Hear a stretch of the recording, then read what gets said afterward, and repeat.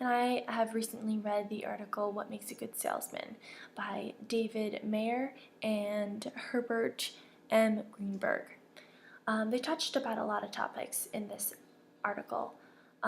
They started with statistics on the turnover rate for agents and how that can affect businesses.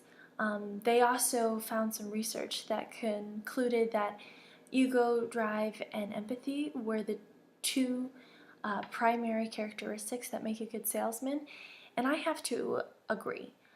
I have some personal experience being a business manager at a media business, and I've personally needed to hire sales executives and manage them. And what I found was I had one sales executive, and he was a marketing major at UNF. He was very excited to be a part of my team, and his responsibilities were going out to businesses and pitching to advertise with us. He also did cold calling. So what I found was he started with a lot of momentum, a lot of excitement, going to a lot of places, trying to make appointments, and then a slow decline. And when I confronted him about this, he explained to me that through rejection and just the constant rejection that he faced, and then also having to go out the next day and go into business after business with the same charisma and the same drive, was very difficult for him, and he really didn't enjoy it. So therefore he was not good at it and didn't enjoy that part of his job. So how are you possibly going to be good at something you don't enjoy? So why I think companies should rely on the classical great characteristics of a good salesman rather than relying on training to make a good salesman is because training is teaching someone a protocol. And a protocol is just a standard method of doing things. So you can teach someone steps and describe those steps and have them practice it and memorize it and use it on a daily basis, and they can do that job. But in my opinion, they probably won't do it well or great. And that's what we're talking about today.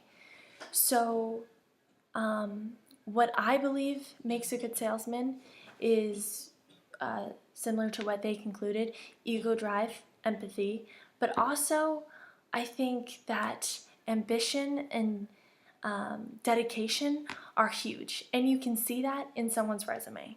Whether they have a lot of experience or a little experience, you can see sales work in retail, in service industries.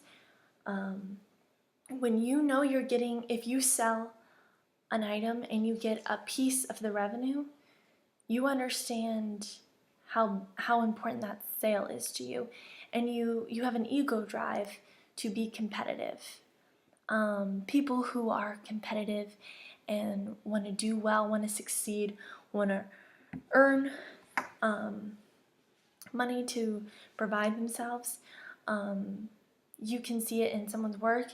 And then when things don't work out, when you cold call and you get stood up for appointments, you learn that you need to bring that excitement and motivation to every sale.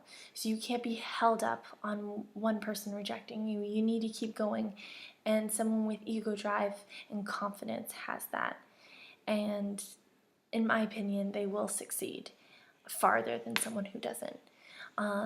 In addition, dedication, you can, like I said, you can see it in somebody's resume. You can see if they are dedicated to school and then they also work, so they're dedicated to their multitasking and what they need to accomplish.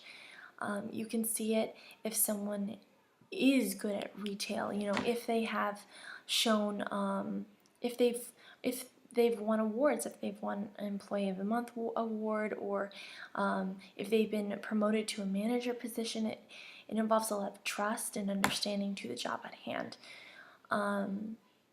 And then also, empathy is a huge part of the job. I currently am an intern at Channel 4, and I sit in on meetings. And what I've seen and heard is that a lot of clients get confused about digital advertising. What exactly the products are, how exactly are we measuring success so that I know whether or not this campaign is working. And you need to understand an industry, whoever your client is. You need to understand their needs and um, and explain to them in their diction how we will measure success and how that success can generate business, whether that's reach, frequency, ratings, whatever it may be. But explaining that in terms that they'll understand shows that you have empathy to another person, another industry, mindful of somebody's, um, you know, way of making money and what they choose to spend their time with, their passion. Being sensitive of those things, but also, you are selling a product or a service, and you need to explain it in terms that they'll understand how you want this to help them. This product or service will be a solution to their problem, and you and only you can help them get to that resolution, that goal that they want. Empathy really plays in because you have to understand somebody else's wants and needs and be able to communicate that well. So I strongly support the characteristics that I've talked about over training, and I hope you agree.